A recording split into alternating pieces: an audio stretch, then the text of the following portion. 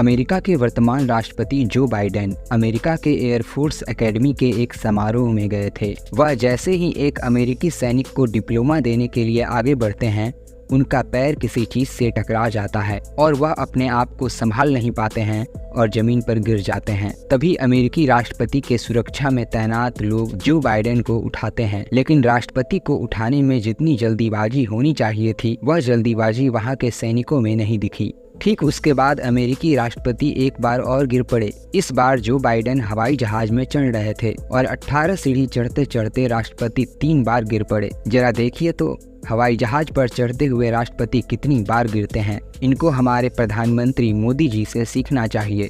72 साल की उम्र में भी कैसे दौड़ते हुए हवाई जहाज में चढ़ जाते हैं। इस बार गुजरात के मुख्यमंत्री एक सभा में भाषण देने के दौरान गिर पड़ते हैं। गुजरात के मुख्यमंत्री विजय रूपाणी एक सभा में भाषण दे रहे थे। भाषण देने के दौरान ही उन्हें थोड़ी तकलीफ होनी शुरू हो जाती है और अचानक वह खड़े खड़े हिलने लगते हैं। उनके पास मौजूद सुरक्षा गार्ड तुरंत उन्हें पकड़ लेता है और जब तक लोग कुछ समझ पाते, विजय रूपाणी गिर पड़ते हैं। डॉक्टर कहते हैं कि बहुत ज़्यादा भीड़ और थकान की वजह से उनके स्वास्थ्य में थोड़ी दिक्कत हो गई थी। लगा भाई।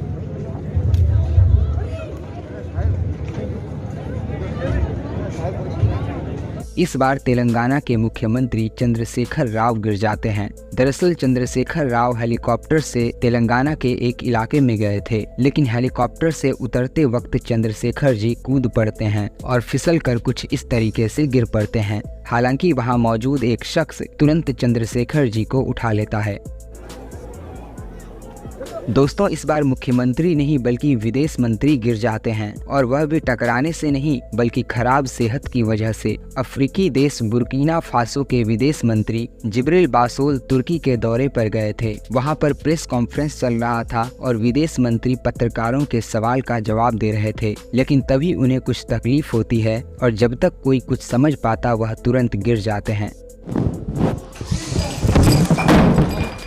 इस बार कोई गिरता नहीं बल्कि प्रेम से झुक जाता है। हमारे देश के प्रधानमंत्री Narendra Modi Papua New Guinea गए थे और जैसे ही वहां के एयरपोर्ट पर लैंड करते हैं और हवाई जहाज से नीचे उतरते हैं, पापुआ न्यू गिनी के प्रधानमंत्री जेम्स मारापे झुककर प्रधानमंत्री मोदी जी को प्रणाम करते हैं। मोदी जी वहां के प्रधानमंत्री को गले से लगा लेते हैं। ऐसा नज़ारा शायद ही कभी देखने को मिलता है। इस बार प्रधानमंत्री नरेंद्र मोदी ब्रिक्स सम्मेलन में भाग लेने के लिए दक्षिण अफ्रीका गए थे।